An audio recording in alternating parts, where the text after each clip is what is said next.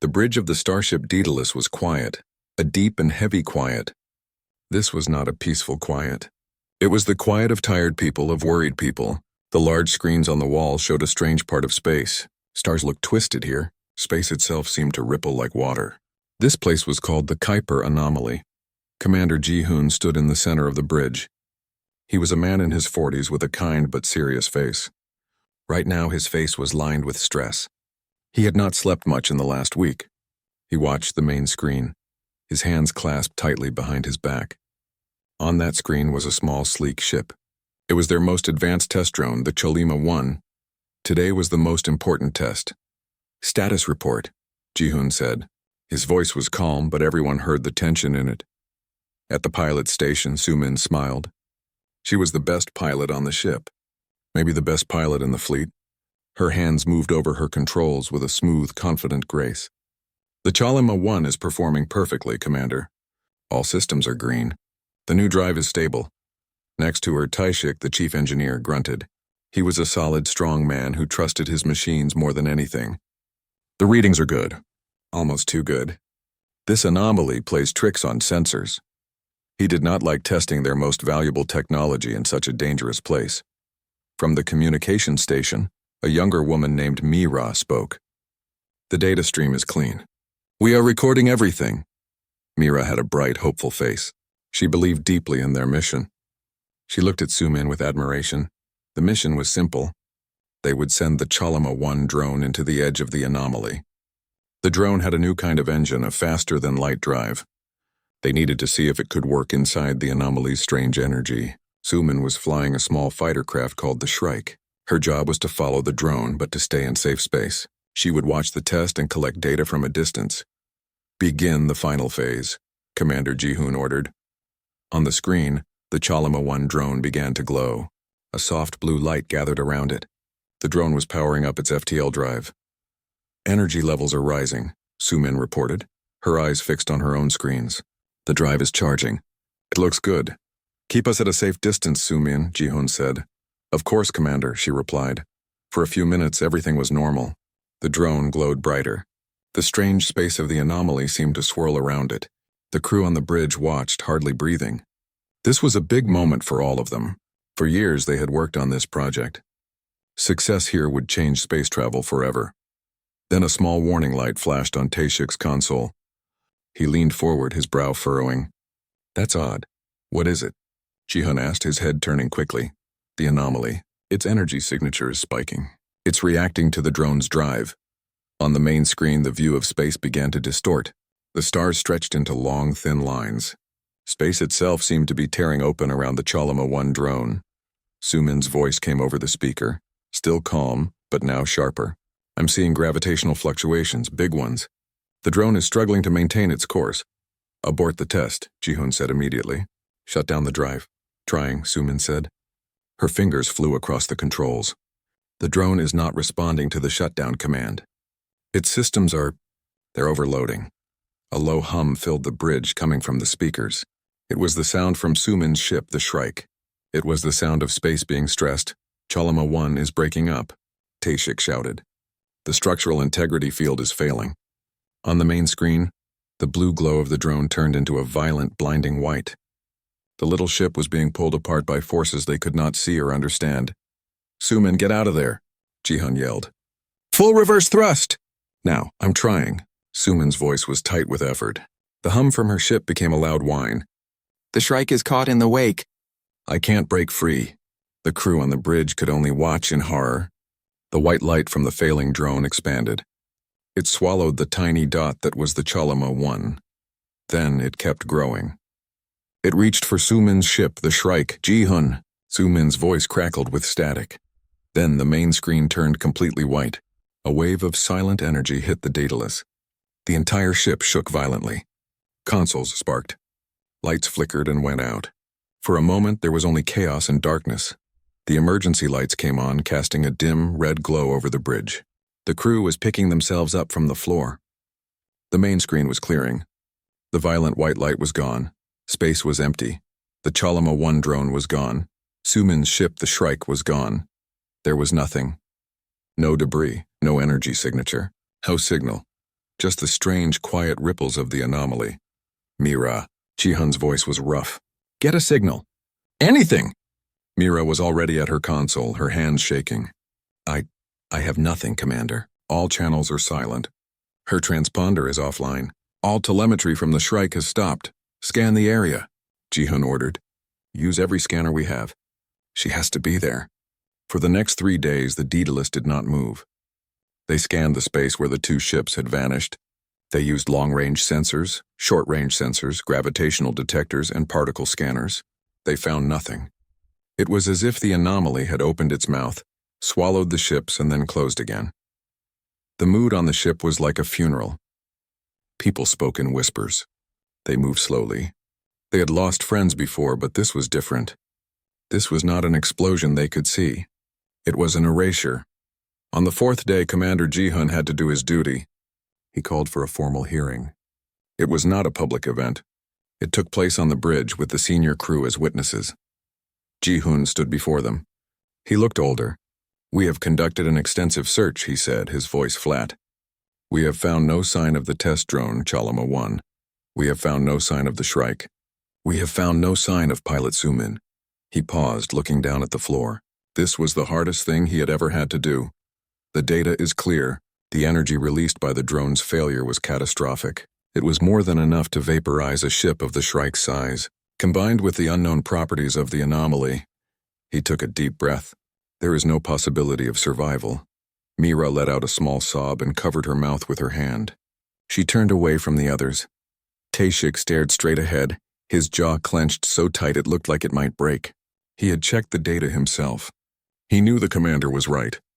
The numbers did not lie. But his heart refused to believe it. Therefore, Ji-hun continued, forcing the words out, as commander of this vessel, and based on the evidence before this board, I must officially declare Pilot Sumin missing, presumed killed in action. The words hung in the air. Missing, presumed killed. It was an official phrase. It meant they were giving up. It meant Sumin was gone. The hearing was over. The crew slowly went back to their stations or left the bridge. There was nothing more to say or do. Ji-hun remained standing there alone in the dim light, staring at the empty space on the main screen where one of his best friends had simply ceased to exist. The ship was quiet again, but now the quiet was final. It was the quiet of loss. The silence on the Daedalus had changed. In the first days after the hearing, it was a sharp, painful thing. Every empty chair in the mess hall, every unoccupied pilot station was a reminder. Now, a week later, the silence had become heavy and dull. It was the silence of a routine that had moved on, of a wound that was slowly being covered by the scab of daily work. The ship was on its way home. There were no more tests to run, no more anomalies to study. There was only the long journey back. Commander Ji-hun sat in his small office, staring at a report on his screen. It was the official document that would be sent to Sumin's family. He had to write a personal letter to go with it. His hand rested on the keyboard, but he had not typed a single word. How do you explain to a mother that her daughter was erased from the universe by a thing they could not even understand? He finally closed the file. He could not do it today. On the bridge, the mood was subdued. The crew went through their duties, but the lively chatter was gone. Mira sat at her communication station, monitoring the steady stream of data being sent back to Earth. Her face, usually bright and curious, was pale. She had taken Sumin's loss the hardest. They had been close, Sumin often helping the younger woman with her piloting simulations. Now Mira just felt a hollow ache. Taeshik was in the engineering bay, his kingdom of wires and metal. He was elbow-deep in an open panel, rerouting power conduits. It was busy work, a project he had invented for himself. He needed the physical labor. He needed to focus on something simple, something that made sense. A broken circuit he could fix. A burned-out relay he could replace. What had happened to Sumin made no sense, and he could not fix it. It was during Mira's night shift that it happened. The bridge was quiet, with only a skeleton crew on duty. She was sipping a cup of tea, her eyes lazily scanning the long-range sensor display. It showed nothing but the empty space between them and home. Then a tiny flicker. A blip of data so small and quick that she almost missed it. She sat up straight, putting her cup down. She tapped her screen, pulling up the log. The signal was already gone. It had lasted for less than a second. She ran a diagnostic on her console, thinking it was a glitch, a random bit of cosmic noise. The diagnostic came back green. Her equipment was fine. She was about to dismiss it when it happened again. The same flicker, in the exact same frequency band as the Chalama 1 drone's emergency beacon. Her heart jumped into her throat. This was impossible. The drone was gone. They had scanned for its signature for days. There was nothing left. She isolated the signal, amplifying it. It was weak, so weak it was almost buried in the background static of the universe. And it was wrong. The quantum resonance of the signal was unstable. It phased in and out, as if it were broadcasting from somewhere that wasn't entirely real. With trembling fingers, she opened a ship-wide comms channel to the senior staff. Commander Ji-hun? Chief Tae-shik? Could you please come to the bridge? Her voice was tight with a mixture of fear and a hope she was afraid to feel. A few minutes later, Ji-hun arrived, his uniform tunic hastily thrown on. Tae-shik was right behind him, his face smudged with grease from his work. What is it, Mira? Ji-hun asked, his voice rough with sleep. I picked up a signal, sir, she said, pointing to her screen. It's the Chalama 1's emergency beacon. Tae-shik let out a dismissive grunt. Impossible. That drone was turned to dust. It's a sensor ghost. This area is full of radiation. That's what I thought, Mira said quickly. But look, she replayed the data. They watched the flicker appear and vanish on the graph. It's not random. It's the same signature. And its quantum state is degraded. It's like it's bleeding through from somewhere else. Ji-hun stared at the screen, his face unreadable. The logical part of him, the commander, agreed with Tae-shik. It was a ghost, a cruel trick of the cosmos. But a tiny, stubborn part of him, the part that was Sumin's friend, clung to Mira's words. Bleeding through from where? Ji-hun asked quietly. I don't know, sir, Mira admitted, but I've been tracking it. It's not stationary. It's moving. And its trajectory. It's on an intercept course with our flight path. Tae-shik crossed his arms. Mira, listen to yourself. You're talking about a ghost signal from a destroyed drone following us home. We held the hearing. We made the declaration. It's done. Chasing echoes will only hurt everyone more. Ji-hun was silent for a long time. He looked from Mira's hopeful, desperate face to Tae-shik's firm, skeptical one. The safe choice, the command choice, was to side with his chief engineer. To close the book for good, run a level 3 diagnostic on the entire sensor array, Ji-hun ordered, his tone neutral. If it checks out, continue to monitor the signal. But discreetly. I don't want this getting out to the whole crew. Not yet. Mira nodded, a spark of determination in her eyes. Yes, sir. Tae-shik shook his head and left the bridge without another word. He thought it was a mistake, a path that led only to more pain. For the next 2 days, Mira lived at her station. She slept in short naps in her chair. She ate her meals from a tray. She ignored the doubtful looks from the other bridge crew. She was a woman possessed. She cross-referenced the ghost signal with every piece of data they had on the Kuiper anomaly. She mapped its erratic path. Tae-shik was right, it was an echo. But it was an echo of something that was still happening. Late on the second night, she found it. Buried deep within the corrupted data stream of the Chalama 1 signal was another signal.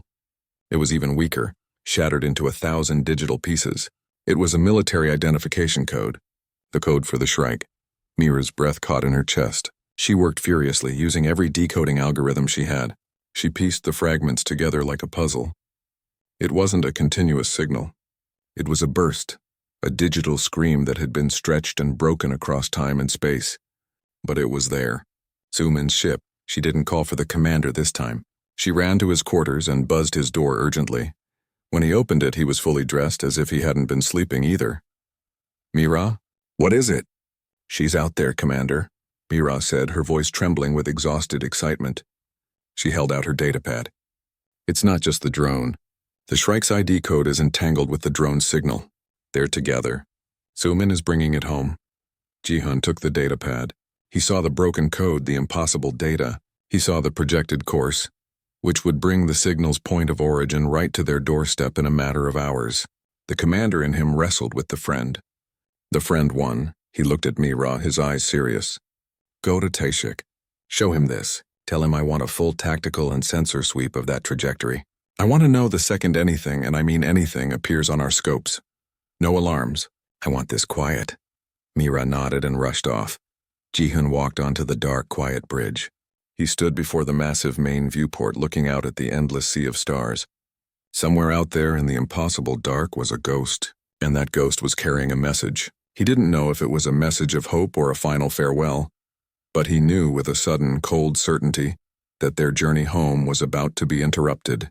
The hearing had pronounced her dead, but the universe, it seemed, had not yet agreed. The ship was quiet, wrapped in the artificial night of its duty cycle. But for Commander Ji-hun, Tae-shik, and Mira, there was no sleep. They were gathered on the bridge, the lights dimmed low. The main viewer showed the empty space ahead of them, along the path Mira had calculated. The only sound was the low hum of the ship's systems and the soft beeps from Mira's console. Tae-shik stood with his arms crossed, his earlier skepticism replaced by a tense watchfulness. He had seen the data. He could not explain it, but he could not deny it either. Something was coming. He had the Daedalus's shields on standby and all external sensors focused on a single point in the void. Mira was a statue at her station, her eyes glued to her screen, tracking the ghost signal. It was getting stronger, less like a ghost and more like a real object. "The signal is solidifying," she whispered, her voice loud in the quiet room. "It's phase-locking into our reality. Estimated arrival, 5 minutes." Ji-hun stood in the center of the bridge. He had not told the rest of the crew. He did not want to raise an alarm or hope for what might be nothing, or for what might be something terrible. Was it Su-min's ship, or was it just a piece of wreckage, a tombstone tumbling out of the anomaly? "Anything on visual?" Ji-hun asked, his voice calm but firm. "Nothing yet," Tae-shik replied. "But the energy readings are spiking. It's like a localized warp bubble is forming." Then, without warning, a violent shudder ran through the Daedalus. It was not like the shake from the anomaly. This was a deep, resonant boom that vibrated through the very bones of the ship. Alarms blared across the bridge, red lights flashing. "Proximity alert!" Tae-shik yelled, his hands flying over his console. "Something just dropped out of warp 1,000 meters off our port side. It's just hanging there. On screen," Ji-hun ordered. The main viewer flickered and then showed the object. The crew on the bridge fell completely silent. It was the Shrike. But it was wrong. The sleek gray fighter was now a scarred and twisted thing. Its surface was covered in patterns that hurt the eyes to look at, swirls and angles that did not seem to follow the normal rules of shape. The metal looked like it had been melted and then frozen while still moving. Faint tendrils of light, like captured lightning, crawled over its hull. It drifted silently, a corpse ship returned from a grave they could not comprehend. Mira let out a choked gasp. Tae-shik just stared, his engineer's mind trying and failing to understand the physics of what he was seeing. "Life signs?" Ji-hun asked, his heart pounding in his chest. "Scanning," Tae-shik said, his voice hushed. "The hull is emitting some kind of interference. It's blocking our sensors. I can't get a reading." "Get a medical team to the main hangar bay," Ji-hun ordered. "Now," and Tae-shik opened the bay doors. "Let it in." "Commander, we don't know what that is," Tae-shik said, a note of warning in his voice. "It could be unstable. It could be a danger to the ship." Tae-shik nodded and entered the commands. On the viewer, they watched as the massive doors of the hangar bay slid open, revealing the brightly lit interior. The Shrike, as if guided by a ghostly hand, began to drift slowly inward. Its engines were dark. It was moving on momentum alone. Ji-hun, Tae-shik, and Mira ran from the bridge. They did not take the lift. They ran down the emergency stairwell, their footsteps echoing in the narrow space. They burst out into the corridor leading to the hangar bay, just as the medical team arrived with a stretcher and equipment. The hangar bay was vast and brightly lit, the air smelling of oil and ozone. The Shrike sat in the center of the landing area. Up close, it was even more unsettling. The strange patterns on the hull seemed to shift if you didn't look at them directly. The air around the ship crackled with static electricity. The boarding ramp was still closed. Everyone stood back, waiting. The medical team held their gear ready. The hangar crew watched from a safe distance. The only sound was the hum of the bay's lights and the faint sizzle from the Shrike's hull. Then, with a sharp hiss of equalizing pressure, the boarding ramp began to lower. A cloud of cold, thin mist poured out, smelling of metal and something else, something alien and electric. A figure appeared in the mist. It was Su-min. She stood at the top of the ramp, swaying slightly. Her flight suit was torn in a dozen places, stained with dark smudges. Her face was pale and gaunt, her cheeks hollow. She looked like she had not eaten or slept in weeks, but her eyes, sunken in dark circles, were open and aware. They scanned the crowd until they found Ji-hun. She took a slow, shaky step down the ramp, then another. Her movements were stiff, as if every joint ached. In her arms she carried a heavy metallic object. It was the Chalima-1 test drone. Its casing was scorched and scarred like her ship, but it was intact. She held it carefully like something precious. No one spoke. No one moved. They could only watch as the woman they had declared dead walked slowly back into the world of the living. She made her way down the ramp, her boots making soft thuds on the metal. She did not look at the medical team. She did not look at anyone else. She walked directly towards Commander Ji-hun and Chief Engineer Tae-shik. She stopped in front of them. Her body was trembling from the effort of standing, from the weight of the drone. She looked at Ji-hun, then at Tae-shik. There was a profound and terrible knowledge in her eyes, a story of things no human was meant to see. She did not say a word. Slowly, with great care, she bent her knees and lowered the heavy drone onto the deck plates at their feet. The metal of the drone clinked softly against the floor. The sound broke the spell. The medical team rushed forward, gently taking her arms and guiding her onto the stretcher. She did not resist. She lay back, her eyes closing as soon as her head touched the pillow. As they carried her away, Ji-hun and Tae-shik looked down at the object she had brought back. The Chalima-1 drone, the cause of the disaster. The thing she had somehow salvaged from the heart of an impossibility. Tae-shik knelt down, his hand hovering over the drone's scarred surface. He didn't dare touch it yet. He looked up at Ji-hun, his face a mask of complete and utter awe. She didn't just survive, he whispered. Ji-hun nodded, his own mind reeling. The hearing had pronounced her dead. The data had supported it, but Suman had not accepted the verdict. She had fought her way back, and she had not come back empty-handed. She had brought proof. The medical bay was the quietest place on the ship.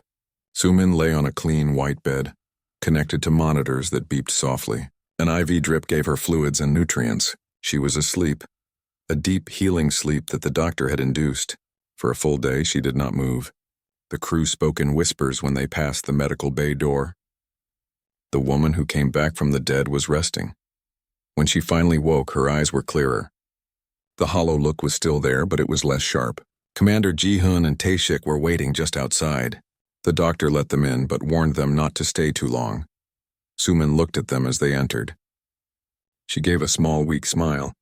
It was the first sign of the old Sumin they had known. "Welcome back," Ji-hun said, his voice thick with emotion. He pulled a chair up next to her bed. Tae-shik stood at the foot of the bed, his arms crossed, his face full of questions he was too polite to ask. "Thank you," Sumin whispered. Her voice was rough, like stones grinding together. She took a sip of water from a cup on her bedside table. "We thought we lost you," Ji-hun said. Sumin's smile faded. She looked down at her hands. "So did I." There was a silence. Then Tae-shik could not hold back any longer. "Sumin, the ship." "The drone! How?" She took a deep breath as if preparing for a great effort. She began to speak, her voice a low, steady murmur. "When the drone failed, it was not an explosion," she said. "It was an opening, a tear in space. It was not like a door. It was like being thrown into a stormy ocean. But the ocean was made of light and broken physics." She described a place where directions had no meaning, where time did not flow in a straight line. The Shrike's systems went crazy. Alarms screamed about hull breaches that happened and then unhappened. The ship was being pulled in 1,000 directions at once. "My first thought was to fight it," she said. "I used the standard emergency procedures. I fired the thrusters. I tried to reverse. It was like trying to push back the tide with my hands. It was useless. The ship was coming apart around me." She looked at Tae-shik. The structural integrity field was failing. I could hear the metal groaning. I had minutes, maybe seconds, before the Shrike was just confetti. Ji-hun listened, his face grim. This was what the data had suggested. A catastrophic instant end. "But then I saw it," Sumin continued, her eyes focusing on something far away. "The Chalima-1 drone. It was still there, tumbling in the chaos. Its core, its FTL drive, it was still active. It was the thing that made the tear, and it was the only thing that was stable inside it. It was creating a small bubble of calm space around itself. A spark of her old fire returned to her eyes. The protocol said to shut everything down, to wait for rescue. But there was no rescue in that place. So I broke the rules. She explained how she had rerouted all the Shrike's remaining power, not to the engines but to the sensors and the tractor beam. She had to grab the drone. It was the only anchor in the storm. It was not easy, she said, a shadow passing over her face. The tractor beam was not designed for that. The drone was fighting me, its own systems going wild, but I locked onto it. I pulled it to me. Tashik was leaning forward now, his engineer's mind captivated. But that would not be enough. The drone's stability field was small. It could not protect your whole ship. Sumin nodded. It could not. So I made it bigger. Ji-hoon and Taishik stared at her. How? Taishik asked, his voice full of disbelief. I used the Shrike's navigation computer, she said, as if it were the most obvious thing in the world. I programmed it to talk to the drone's FTL core. I told the Shrike to copy the drone's energy signature, to mimic its frequency. I made our two ships sing the same song in the middle of that noise. She had essentially turned her heavily damaged fighter into a secondary control unit for the experimental drone. She used the drone's own revolutionary technology as a template, forcing the Shrike to harmonize with it. She did not fight the alien physics of the anomaly. She learned them in a matter of minutes, and then she used them. I could not get us back to normal space, she said. The tier was too big. But I could make a smaller bubble inside the big one. A pocket of reality. I used the drone's power to keep the bubble stable. Then I just aimed. I pushed the bubble with both ships inside towards where I thought home was. It was a blind jump. I had no idea if it would work. She looked at Ji-hoon. The last thing I remember from in there was the drone's data stream. I linked it to my cockpit recorder. I thought, if I don't make it, maybe someone will find the black box. They should know what happened. They should know what the drone can really do. She fell silent, exhausted by the story. She had not just been a pilot in there.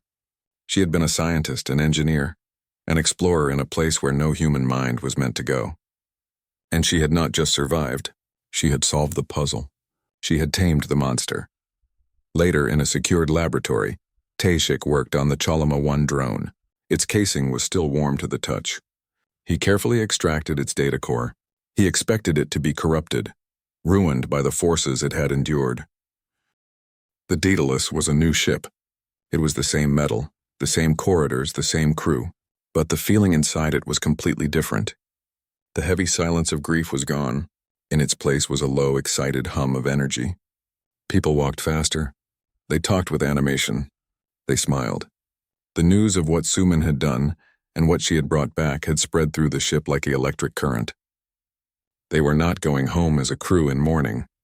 They were going home as pioneers. A month had passed. Sumin was out of the medical bay.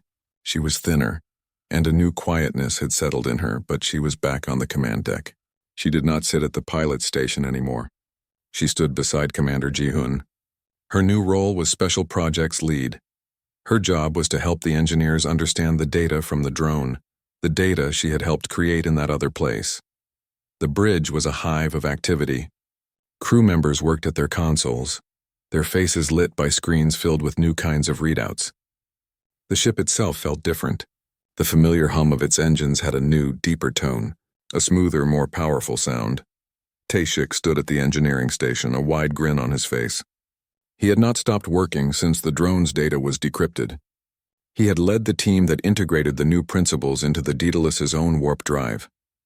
It had been the greatest engineering challenge of his life. Mira was at her communications post.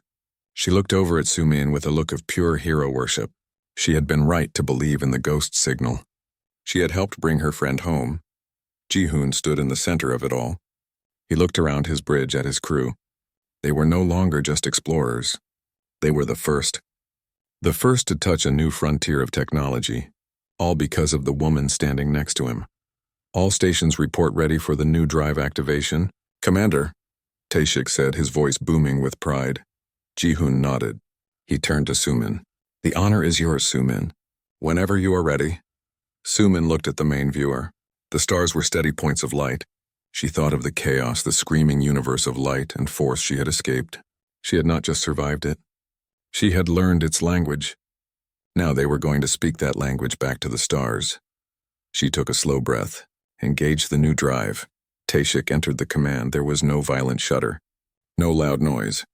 The stars on the viewer did not streak into lines. They simply changed.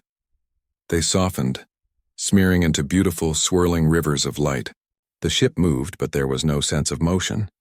It was like the universe itself was flowing gently around them. It was quiet.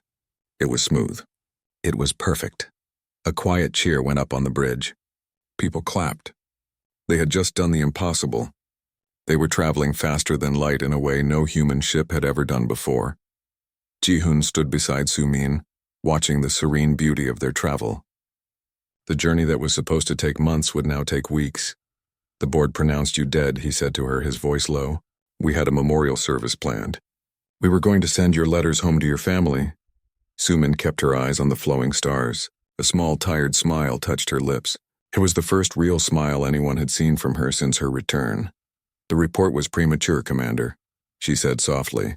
I had a job to finish, he understood. It was not about being a hero. It was not about defiance. It was about duty. She had been given a task to monitor the test drone, the anomaly, the near death, the unimaginable journey. None of that changed her job. She was a pilot. She finished her missions.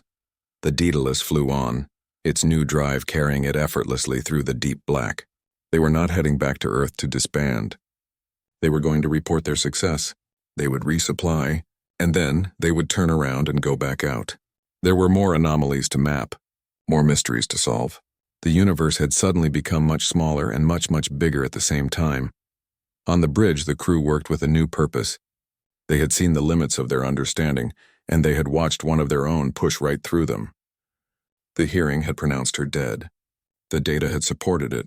But humanity was not just about data and reports. It was about the stubborn will to see what's on the other side of the impossible. It was about the refusal to be erased.